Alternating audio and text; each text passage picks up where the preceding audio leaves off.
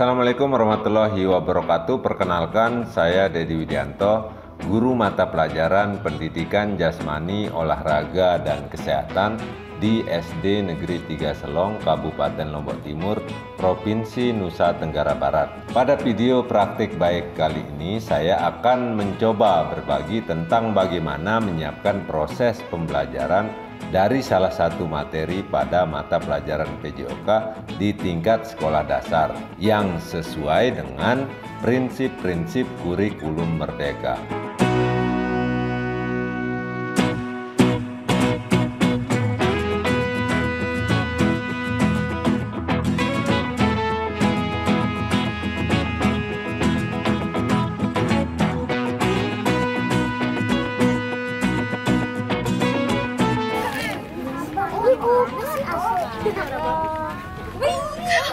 Ini dia. Hadirnya kurikulum merdeka bagi saya merupakan sesuatu yang baru dan perlu dipelajari lebih jauh agar dapat mengimplementasikannya dengan maksimal. Penggunaan modul ajar sebagai salah satu administrasi dalam merencanakan kegiatan pembelajaran merupakan salah satu dari sekian banyak yang harus dipahami oleh guru tentang kurikulum merdeka. Karena ini merupakan sesuatu yang baru, tentunya tantangan terberatnya adalah ketika harus belajar secara mandiri bagaimana memahami setiap proses dan tahapan dalam penyusunan sebuah rencana persiapan kegiatan pembelajaran. Di satu sisi saya menyadari bahwa kebutuhan belajar, bakat, minat, serta potensi peserta didik berbeda-beda. Nah, di sisi lainnya kemampuan sekolah dalam menyiapkan konten-konten pembelajaran, terutama mata pelajaran PJOK, sangatlah terbatas.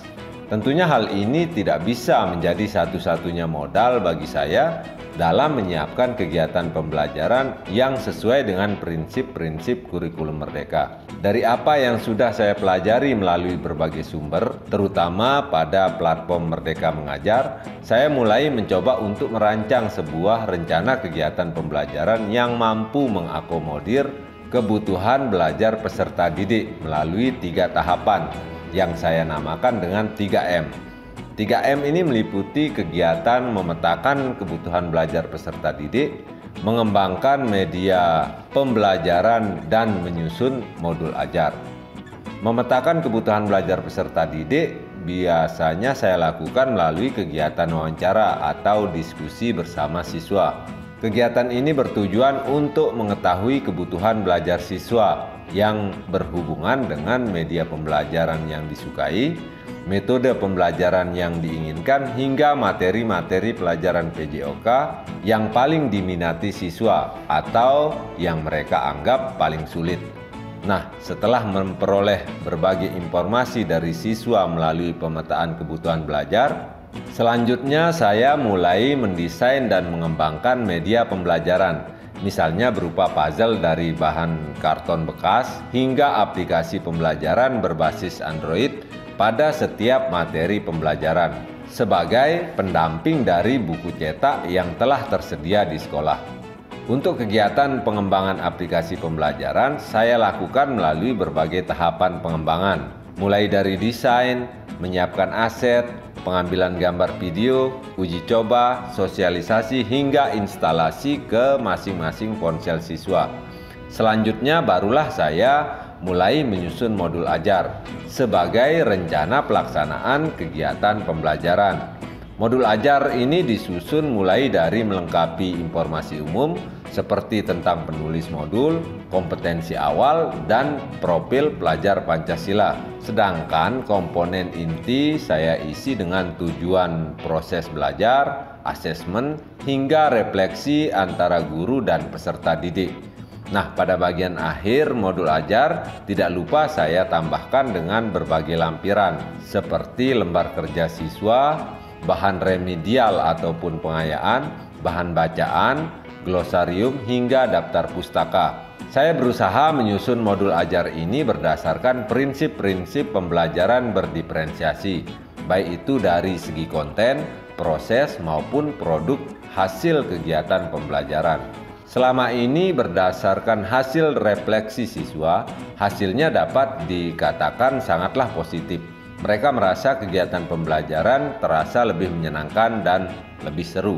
Selain itu, dengan saya mengembangkan media pembelajaran berupa aplikasi yang berbasis Android pada setiap materi yang akan diajarkan, artinya mereka memiliki berbagai konten pembelajaran yang beragam pada mata pelajaran PJOK.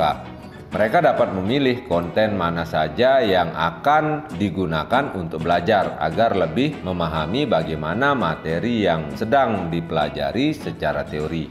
Dari apa yang sudah coba saya lakukan pada praktik baik ini, ternyata setiap kegiatan pembelajaran itu akan terasa lebih bermakna jika guru mempersiapkan segala sesuatunya dengan baik. Dan tentunya ini akan berdampak bagi siswa maupun diri saya sendiri sebagai seorang guru yang selalu berusaha menunaikan tugas dan tanggung jawab secara maksimal.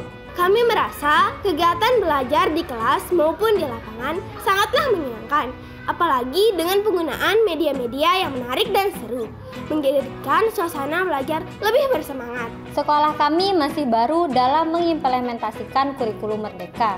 Dengan adanya praktik baik ini, setidaknya dapat menjadi referensi maupun inspirasi bagi kami dalam usaha memenuhi kebutuhan belajar setiap peserta didik. Saya sebagai kepala sekolah selalu berusaha untuk memotivasi dan memfasilitasi rekan-rekan guru dalam memahami dan mengimplementasikan kurikulum Merdeka di sekolah kami. Harapan saya, ke depan rekan-rekan guru mampu memahami hal-hal yang berkaitan dengan implementasi kurikulum Merdeka, termasuk bagaimana menyusun modul ajar dengan memperhatikan kebutuhan belajar peserta didik.